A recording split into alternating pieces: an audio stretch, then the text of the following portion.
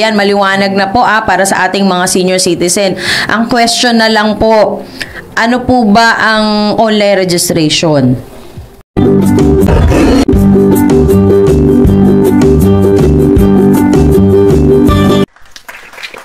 Yes, hello! Magandang hapon po sa inyong lahat. Welcome po sa ating programang Mabilis na Tulong, Malasakit sa Tao by Mara Tamundong. Siyempre, nandito na naman po tayo para magbigay ng ilang mahalagang impormasyon para sa ating mga senior citizen. Magandang hapon po sa ating mga senior citizen sa District 5, 1, 2, 3, 4, 5, 6, sa lahat sa kabuuan ng Maynila, sa Pilipinas, Luzon, Visayas at Mindanao.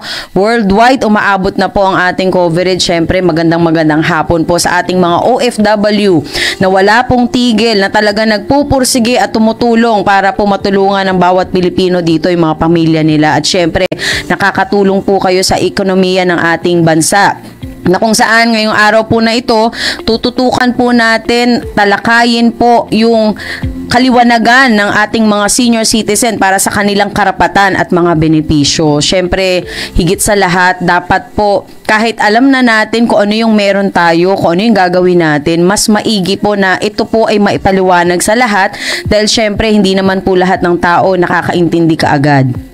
Kaya dapat po yung ating mga kababayan, lalo na po sa mga depressed areas, yung mga senior citizen na araw-araw po talaga hindi napapagod magtanong sa akin na, ma'am, ano po ba talaga ang karapatan ng isang senior citizen? Ano po ba yung benepisyo na meron talaga kami? Medyo kulang po kami sa impormasyon. Kaya ito pong tatalakayin natin, napakahalaga.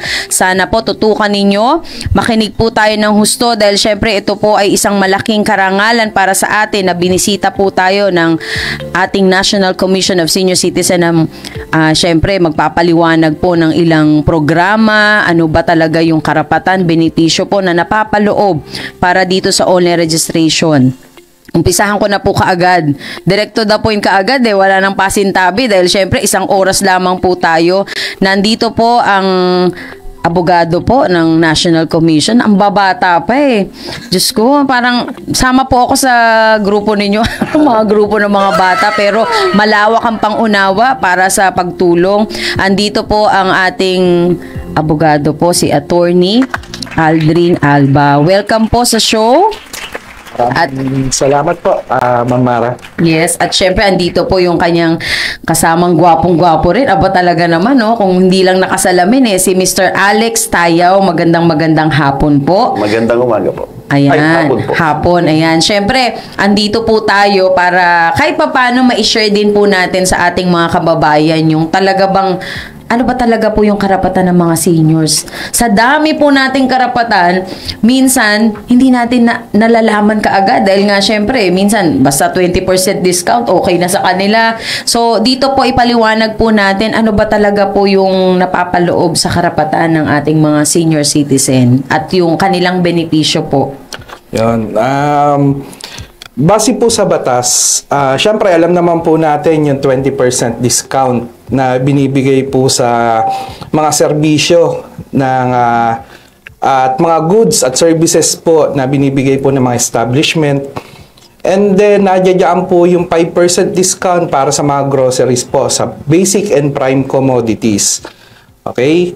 Nadyadyaan rin po yung discount sa mga medical po, mga laboratories, mga professional fees, kasama po yan. And then hopefully ma-establish na rin po yung IRR doon po sa discount po, doon po sa electricity and water utilities, kasama rin po yan. Okay po. So ilang discount po doon, attorney? Sa water utilities are para sure. Oo. Basahin na po natin from the law itself. Okay po. So, considered po siya as Siyempre, kasama po dyan kasi may alam ko may ano lang parang wattage, may, consumption lang. Yung not more than 100. Okay. 100 kilowatts po. So, ang ano niya po is 5% po. 5%. Oo, yung ito sa po. 5%. Pag na-implement, syempre. Pag na-implement po yung water, pero wala pa ho kasi yung IRR ginagawa pa rin ho. Hopefully, this coming year or next year po, magawa na po yung Mapatupad IR. na. Mapatupad na po. Para mapakinabangan naman po ng ating mga senior citizen. Opo. Para po sa kaliwanagan po ng ating mga nakikinig, yung ating mga nanonood po ngayon, syempre ang National Commission of Senior Citizen ay ahensya po na kung saan kailangan po nating yakapin, lalo na po ang ating mga senior citizen. Dahil ito po ay tahanan nyo na. So, nakikitahanan po ako dahil syempre may mga magulang, meron pa, at syempre darating tayo sa age na 60 years old. Gusto ko po sana, syempre, na makatulong na kaagad sa ngayon para po sa inyo. Syempre, ang National Commission of Senior Citizen nandiyan para magbigay din po kayo ng gabay sa ating mga senior. Yun nga po, attorney, na ipaliwanag nyo po yung ilan lang sa benefits ng mga senior citizen. Yes, madam. Ano po ba yung iba pang benefits na napapaloob po sa ating mga senior citizen, o yung kung meron po ba silang mga added na mga karapatan, kasi as senior citizen meron bang mga dagdag na mga karapatan po para sa sarili nila o kung ano man po? Yun nga po, gusto ko po sanang i-encourage po yung mga senior citizen kasi base po sa datos na aming nakalap, that is 12 million estimated po yung senior citizen po sa buong Pilipinas. Sa buong Pilipinas. By the end of 2023 po. So, gusto po sana namin i-encourage po yung mga senior citizen po natin na mag-registered po through online po sa aming website. Diyan po, ang primary purpose po kasi namin para makakuha po kami ng mga datas para maging basihan po namin sa mga ipopropose naming mga batas. Mahirap po kasing gumawa ng isang batas kung wala kang basis sa paggawa ho ng batas. At baka hindi maging tugma yung pangangailangan na ipopropose namin sa karamihan po ng mga senior citizens. So, we need po yung mga datas po na makokollect po namin to review kung ano po yung pwedeng maging policies na ipopropose po namin sa national government. Okay. So, yun po yung isa sa mga dahilan din. Opo. Yes, in Mr. addition Alex po, Tayaw. yun pong ating online registration. Ito po ay napakahalaga para sa atin, no? Bakit po? Sa ngayon po, marami po tayong natatanggap. Bakit? Nag-payout, no? Ehemplo lang po ito. Mag-payout, may mga hindi natatanggap, may mga nawala, may mga ganito. Ang komisyon po ay gumagawa kami ng sarili naming listahan. Ang listahan po ito ay walang hindi namin kinuha sa galing sa ibang ahensya, kung hindi ito ay magiging sarili naming gamit para pag nasa amin na po ang mga benepisyo, yung mga tinatawag niyong social pension, yung iba pa ho, no, ay maibibigay namin sa mga tamang tao, hindi po doon sa mga hindi karapat-dapat. So, ito po ay magiging basihan namin doon sa accurate na mga benepisyo na ibibigay po namin. Kumbaga parang ito na rin yung magiging update nila Update din ng mga senior. Oo, yes, correct. Kasi nga, syempre, merong mga senior na nagbo-birthday everyday, so nadadagdagan. So, ang maganda sa online registration, meron ng sariling programa para sa NCSC. At the same time, yung pag-update ng kanilang mga information or anumang kailangan, nandun na sa database po ng National Commission. Pero linawin po muna namin, Madam, yung social pension po sa centenarian na pension, kung yung matatawag po natin is pansamantala po nasa proseso po kami ng DSWD at ng NCSC, between NCSC at may transition po kasi na kinukuha po namin yung mga datas rin po nila, pinag-aaralan po rin po namin yung pamamahagi, yung style po ng pamamahagi rin po nila. So, para pagdating na po sa amin, medyo planchado na po at hindi na po ganun kasakit sa ulo ang pamamahagi ng mga ng social pension po. Oo, kumbaga yun ang maganda doon. Kahit papano, ang mga senior po natin, hindi na sila ligaw.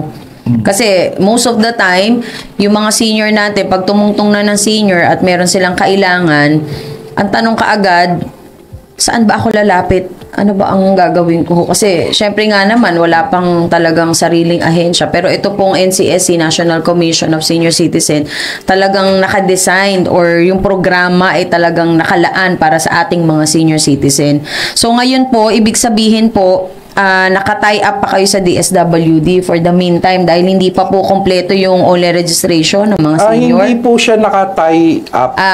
Kasi po separate entity po ang DSWD. Pero, we are not okay. under the DSWD. Okay. The NCSC is under the Office of the President. Yes, po, madam. ayun. At least nanggaling na po sa inyo na kayo po ay ibang ahensya. Opo. Kasi yung iba po na ating mga senior citizen nagkakaroon ng kalituhan lalo na po sa mga barangay. Opo, marami hong nagtatanong sa marami amin. nagtatanong. Kaya kumbaga andun ako sa syempre, mas maganda kayo rin po ang magpaliwanag. Kasi for example, like sa barangay, syempre merong ayuda. Ngayon, papasok po ang National Commission. Ang iniisip nila, kayo po ang nagdidikta nun. Tas ang DSW din lang ang nag-i-implement. Hindi po. Yun po yung yun po yung kanilang pagkakaalam. Opo. Kaya po nandito tayo para at least maipaliwanag po natin ano ba talaga yung inyong tungkulin Yes, at po. ano ba yung pinagkaiba nito doon sa barangay level, doon sa local government dahil kayo nga po ay national National in scope po kami. More Yes. on ang commission po, ang NCSC po ay binuo para tulungan po ang gobyerno na makapagbuo ng mga polisiya, mga batas, programa na makakapagbigay po talaga sa mga benefits na tamang-tama po sa mga senior citizen. Kasi po, may mga bagay po kasi na pag hindi po specialized po yung ahensya, hindi po natututukan po. Ngayon po, ang gobyerno bumuo po ng isang ahensya na talagang tututok po sa well-being po ng mga nakakatanda mga po senior natin. citizen. Mga senior citizen po. Kayo po, Mr. Alex, baka may dagdag pa kayo? Opo. Ma'am Mara, alam nyo, ang lingid sa kaalaman ng ating mga kababayan, ang NCSC po, ang purpose po niyan ay para matutukan ang sektor ng mga senior citizen. So, yung pong mga functions na nasa DSWD sa kasalukuyan, dahil dito sa batas na 11350 po ay malilipat sa amin. Hopefully, ito pong darating na taon, nasa sa amin na po yan. Ngayon, bakit po ginagawa ng ating pamahalaan ito? Dahil po tayo, ang Pilipinas po ay kinilala ng WHO, ng World Health Organization, na isa pong by 2028 po ay tayo ay isang aging society. So ano po ang ibig sabihin nito? 2028 aging society, by 2050 tayo po ay tinatawag na aged society.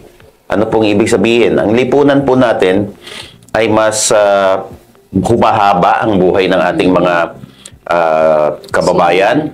So siguro natututo na tayo ng healthy living at tayo ay marunong na sa family planning. May mga ganyan po, no? Marami pong factors, pero ang importante po dito, tayo ay nakahanay na sa mga bansa na maunlad katulad ng China, ng Japan, no? Na sila po ay mas marami na ring matatanda or nakatatanda, pero sila po ay naaalagaan at mahahaba po ang buhay. So, expect nyo po, ang gobyerno po ay talagang nakatutok po dito sa ating mga senior citizen. Sa tulong po ni Ma'am Mara. Okay. Maraming salamat. Pero ito, para maliwanag lang po, ang National Commission of Senior Citizen ay hindi po under ng barangay, hindi rin po under ng local government, ng City Hall. Sila po ay under ng Malacanang Office of the President. Ibig sabihin, ibang entity po ng ahensya na kung saan tumututok nga po sa programa para sa ating mga senior citizen. So para sa ating mga kababayan po, kung may mga ayuda po kayo sa barangay, wag niyo pong halimbawa sabihin, hindi sila binigyan. Ay, wala yan. Doon yan sa kabila, sa ganyan. Pinapersonal po masyado. Ang akala po nila, yung ahensya po ng NCSC may kinalaman po doon na minsan may kinalaman, minsan ay wala naman pala, hindi naman pala natin masandala ng ahensya ng National Commission. Magkaiba po ng entity po yun. Kung ano man po yung binababa sa inyong barangay, yun po yung programa ng local government. Yes. Opo. Ng City Hall. Ngayon, yung ito naman pong isinusulong natin na online registration, mga pinapaliwanag po na kaakibat ng programa na ito, yun naman po ay programa ng national para sa National Commission of Senior Citizen. Ibig sabihin po, national po ang proyekto. Hindi po napapaloob dito yung sa barangay. O yan, maliwanag na po para sa ating mga senior citizen. Ang question na lang po, ano po ba ang online registration? Para sa katanungan po ng iilang senior citizen natin. Lagi tinatanong, ma'am, ano ba yung online registration? Ano ba yan? Ang dami na nga namin finili pa na form. Meron na kami, bumuboto naman kami. Meron naman kaming OSCA ID. Para saan po itong online registration? Yan po yung kadalasan tinatanong po sa akin. Yes. Yung sa online registration po, madam, gusto po namin ipabatid kasi nakita po ito ng komisyon na karamihan naman po ng mga Pilipino ay may mga cellphone po, may mga Android cellphone, mga ano. So, mas madali po kaming makakakolekta ng mga datos kung yun po yung gagamitin kaysa po yung traditional na pencil and paper. Yun po. So, pero meron po kami, may ano pa rin, may mga pencil and paper pa rin ho kami na pinapamahagi kung talagang sa mga liblib na lugar na wala pong signal. So, ang purpose po kasi niyan, as I have said earlier, na to gather information. So, one of our tasks by the law is to propose laws, policies, and programs na talagang tututok po sa mga senior citizen. So, sa ngayon po, kung iisipin po natin, iilan lang po ang batas na nakatuon po sa mga nakakatanda. So, hopefully, may mga batas po na siguro last month, naimbitahan po ang commission at isa rin po ako sa naipadala po doon na tututok naman po sa violence against doon po sa nakakatanda. Kung meron pong kung meron naman pong bawsi na tinatawag para sa kababaihan At kabataan. Meron din sa mga senior. Magkakaroon rin po, hopefully, sana po makapasa po sa Kongreso. Ito naman po yung violence against sa mga senior citizen. So hopefully, actually sinusuportahan po namin, i-encourage po natin yung mga congressman kasi napapansin po natin talagang medyo marami na rin pong nababalitaan na mga krimen na against po sa ating mga senior citizen. So, we are supporting that. Yung commission po, sinusuportahan po yun. So, yun nga po, balik po tayo sa online registration. So, sana po, maano po nyo yung mag-submit po kayo ng mag-register na po kayo online kasi malaking tulong po sa amin yan. So we are expecting po na around 12 billion by the end of 2023. Almost 4 million na po yung nagre-register po ngayon sa online. Makikita nyo naman po sa website po namin. So, so madali lang naman po 'yon. Kahit sino po makakapagparehistro. Kung hindi po talaga kaya kasi may mga fragile na po, mga frail na senior citizen, pwede po kayong magpatulong sa inyong mga kamag-anak, sa inyong mga anak, sa mga apo. Katulad po ng mother ko ang tumutulong sa kanya sa cellphone yung pamangking ko na around 8 years old. Wow. Magagaling na kasi yung mga natin So, mga sa internet. Yun nga po. So, pwede naman po kayo magpatulong doon po sa mga kamag-anak nyo or kung talaga wala pong kamag-anak at yung mga kinakaaniban nyo pong organization, senior citizen organization, magpa-assist na lang po kayo sa kanila. Ayan, tama. Yes. Mr. Alex, opo. Sa karagdagan po sa katanungan ni Miss Mara kanina, ang atin pong online registration, tulad ng nabanggit namin kanina, ito po ay para makakalap kami ng tamang datos at listahan ng ating mga senior citizens, no? Ito po ay anchored doon sa kagustuhan ng ating Pangulo, doon sa Philippine Development Plan na maging digitalized po ang bansang Pilipinas. Ano po ibig sabihin? Pag tayo po ay gumamit ng cellphone, gumamit tayo ng computer, yan po ay isang activity na digitalized. Ngayon po, sasabihin naman ng iba, senior citizen na kami. Hindi namin alam yan. Alam nyo, ang sabi nga ng aming pinuno, si Attorney Quijano, si Chairperson Quijano po, ang sabi nga niya, no, tayong mga senior citizen, hindi pa ho ako senior, no? Pero tayong senior citizen magtulong, kung hindi po marunong yung isang kasama natin, imposibleng walang senior citizen na marunong. So, baka pwedeng magtulungan tayo, lalong-lalo na nakita ko progresibo ito pong grupo na samahan dito sa District 5 po ng Manila. Nakita ko po na sila, no? Even though sila ay senior citizens, hindi po sila mahuhuli.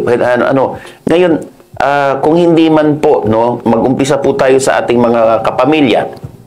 Nandyan po ang ating mga anak, nandyan po ang ating mga apo, magpatulong po tayo. Sabi nga ni attorney, madali lang po magparehistro.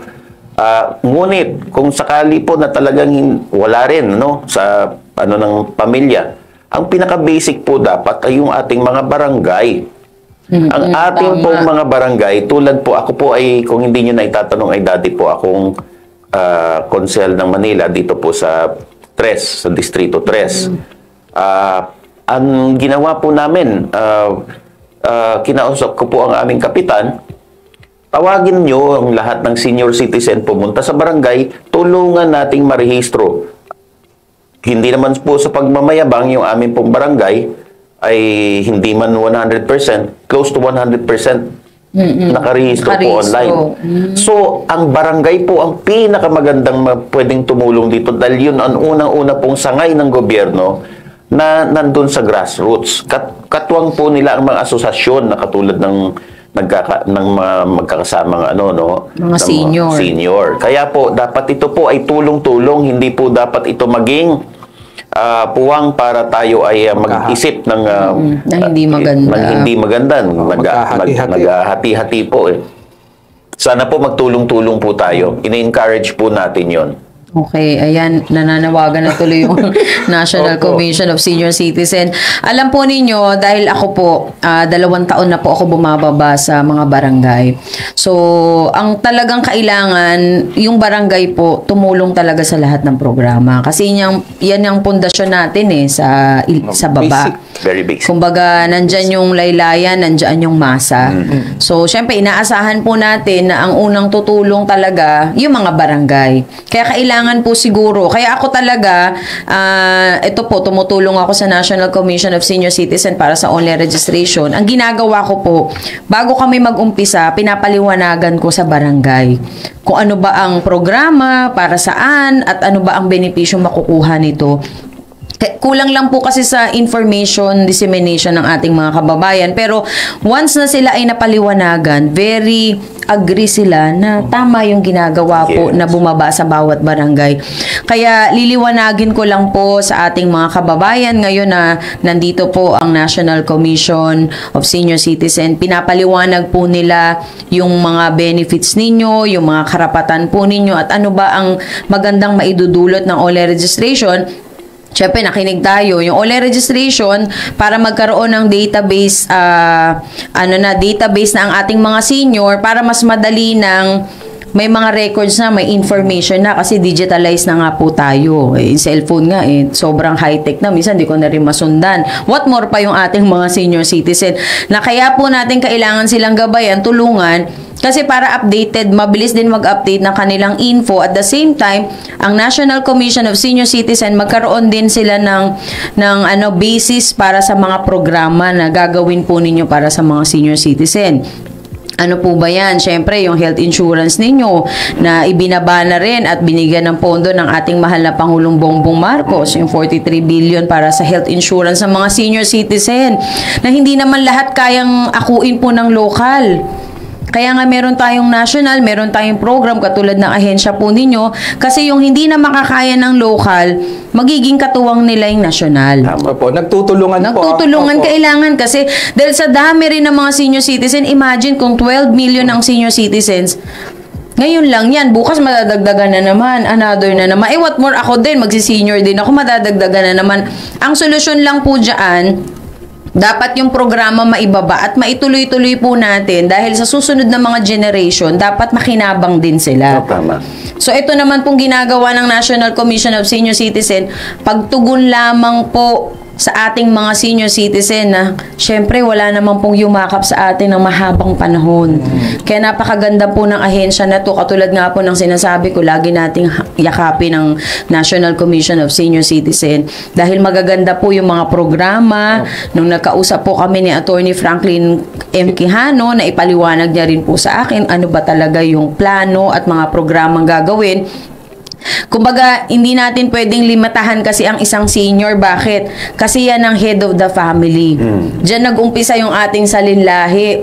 Diyan tayo nagmula. Tama. So, lahat ng katalinuhan, lahat ng talent na meron tayo, nagmula sa kanila. So, ba't hindi natin sila pakikinggan? Opo. Kaya, syempre, yung mga senior citizen, dapat din in return, mabigyan din sila ng benefits, matutukan din sila, matulungan din sila, kasi matagal silang nagsilbi sa pamilya. Yung iba pa nga dyan, talagang public servant pa for the longest year, like 30 years, buong buhay nila. So, in return, ang maibibigay lang naman natin na pagtulong, yung benefits din na magkaroon talaga sila. Yun nga po. Siguro it's high time po kasi na bigyan naman po natin ng importansya yung mga nakakatanda. Sabi nga po natin nung maliliit po tayo sige na, pag ako po nakagraduate o nakapag-ano. Oo, may mga promises na gano'n. So, yung gobyerno naman po, ngayon po sa ngayon, ginagawa po yung promise niya na tutulungan niya po yung mga nakakatanda o yung mga senior citizen po na Pilipino. Ito na po yun. Ito po yung panahon time, ngayon. Ito na yung Ito na yung panahon na ngayon. Tsaka syempre, kailangan meron din tayong preparation pag nag-senior tayo. Opo, kasi nga po, yun nga po yung madam, na may pag-aaral po kasi ang WHO and UN na by 2028 medyo marami na pong senior citizen, almost papalo yata ng Madadagdagan siya ng 25 to 30%. So, yung population. Wag na po tayong tumulad po sa Japan kasi po ang Japan na po age na po sila considered na po So, 'di ba po karamihan po ng sa Japan medyo matatanda na ho yung mga tao. So, kung ikukumpara nyo po, mas marami na pong mas matatanda kaysa sa mga bata sa Japan. Sa Japan. Kasi nga sobrang healthy, healthy living very conscious. Yun nga po. So, isa po ba yan sa programa ng NCSC na mapahaba pa yung buhay ng mga senior? Yan ang gusto ko rin. Yun po, sana ma-enjoy po nila yung buhay po nila. Kumbaga, mahaba nga yung buhay mo, pero productive naman at the same time, merong reason para humaba pa yung buhay natin. Yun nga po yung ini-encourage po ng commission na yung mga nakakatanda, maging kasi yung wisdom po ng mga ng mga senior, iba po yan. Iba po, talaga. Opo. Saka mas nakikinig po tayo pag nagsabi, medyo mga nakakatanda na, pag sinabing, ito ang gawin mo. Kahit anong tapang natin, dito. Di ba? Ikaw gawin mo ganyan-ganyan, di ba? Tama. Minsan maiinis ka, pero pag-iisipin mo, tama naman. Di ba? So, correct. Yun po, ini-encourage po namin yung mga senior citizen na maging active po, tumulong po sa society po. Okay. Naku, actually, yung mga senior natin, very active. Nagugulat nga ako Minsan, ay talaga po. Diyos ko, sabi ko, parang ako naman nahiya sa sarili ko. Ako pa yung hindi active. Yung mga senior pa natin, very active sa labas. At saka, sila talaga yung tutok na tutok dun sa mga programa. Kumbaga, parang 24/7 ata, hindi natutulog. Kasi pagising ko sa umaga, ma'am, may balita na ako. Ang bilis. Talagang, kumbaga, nakaabang na yung mga senior natin dahil ganun sila kasabik na merong programa, tas ipapamalita nila sa lahat. na ang tao maimpormahan. Yun po ang maganda sa ating mga senior ngayon. Very active, talagang aware sila sa nangyayari pagdating sa kanilang karapatan, benepisyo, anong nangyayari sa mga barangay. Kaya hindi po ako nagkamali na ang mga senior leaders po natin talaga ang naging katuwang ko, lalo na po sa pagbaba ko sa bawat barangay. Kasi aanhin ko naman ang katapangan ng iba. Kung may dalang itak nga, may dalang kung ano, hindi naman natin magagamit sa mga programa. Kasi ang kailangan natin yung katalinuhan, kagalingan ng ating mga senior citizen na sa bawat pagbaba natin sa bawat barangay, mag-iwan tayo ng tamang impormasyon para sa ating kababayan. Kaya katulad po ng ginawa ninyo ngayon na marami ako natutunan, marami pong natutunan ng ating mga nakikinig, ang ating mga audience ngayon na mas naliwanagan na po sila sa ano ba talaga ang entity ng NCSC at ng barangay. So ito pala ay magkahiwalay. So ayaw nyo no, kaliwat kanan ng benepisyo ganito lang ganito, barangay, tapos dito sa National Commission, yan ang maganda. Kung magkakasama tayo, mas maraming programa ang nabubuo, lalo na kung talagang nagtutulungan tayo. Meron pa ho kayong last message para sa ating mga kababayan, Attorney Aldrin? Yun po, ulit po, Baka may gusto kayong batiin or ito po, coverage naman worldwide. Sila nanay po nanonood po ngayon, mga tiyahin ko po. Maraming salamat po sa panonood. At yun nga po, on behalf po ng NCSC, sa pangunguna po ng aming Chairman at CEO na si Attorney Franklin Quijano at sa mga kanyang commissioner, kasamang commissioner, nagpapasalamat po kami. At naiimbitahan po kami sa mga ganitong pagkakataon para maipaliwanag po ano po ba talaga ang NCSC at ano po ba yung ginagawang hakbang para maliwanagan po. Kasi marami hong nagtatanong po sa amin. Almost, hindi po bababa ng 20 calls per day po ang nare-receive po namin sa opisina. Calls pa lang ho yun, wala pa ho yung email. Wala pa yung... Kumbaga iba pa yung ano. Wala pa ho yung walk-in clients. Pero... Teka, pakita natin sa Attorney Aldrin na wala ata siya sa camera. Yun po. Ayan, okay. So, yun po. So, pero kami po, natutuwa po kami doon. Hindi po kami nagsasawang magpaliwanag. Kahit minsan paulit-ulit na lang. Kaya minsan, pwede na bang i-record na lang? Yung ano po. Pero hindi po. Alam niyo po kasi, pag nakikita niyo po ang mga senior citizen, pagdating po sa opisina, galit. Pero yung paglabas, nakangiti na po. Alam mo, iba po sa loob po na makatulong po sa mga senior citizen po. Maraming salamat po ulit. At sana po, kung may mga katanungan po, punta lang po kayo sa website po namin. Pwede po kayo mag-email. Sasagutin naman po namin po agad kayo sa mga inyong mga queries, katanungan po. Maraming salamat po. Yeah, thank you, Attorney Aldrin. At syempre, last message po para kay Mr. Alex tayo. Baka meron kayong gustong batiin, mensahe po sa ating mga kababayan. Binabati ko po lahat ng mga nanonood sa ngayon at maraming salamat Miss Mara sa inyong imbitasyon sa amin para makapagbigay kami ng magandang linaw sa mga bagay na minsan po medyo na-cloud po ng mga ng mali na impormasyon galing sa mga vloggers, no? Marami pong lumalabas.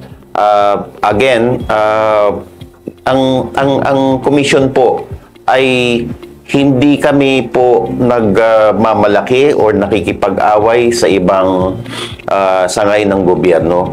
Kami po ay actually humihingi nga po kami ng tulong, naglulumuhod na humihingi po kami ng tulong dahil kailangan po namin ang inyong kooperasyon, kailangan po namin ang inyong tulong, pag-unawa. Again, dun po sa pinaka-basic na sinabi ko kanina, yung mga barangay po natin, iniimbitahan po namin kayo na, alam nyo, yung mga senior citizen na maaari minsan lumalapit sa inyo, baka akala nyo nakikipag-away sila. Ganun lang po sila minsan kasi authoritative po minsan ng senior. Pero sa totoo lang po, kailangan po natin silang tulungan, bigyan po natin sila ng halaga dahil kung hindi po sa kanila, wala po tayo dyan ngayon.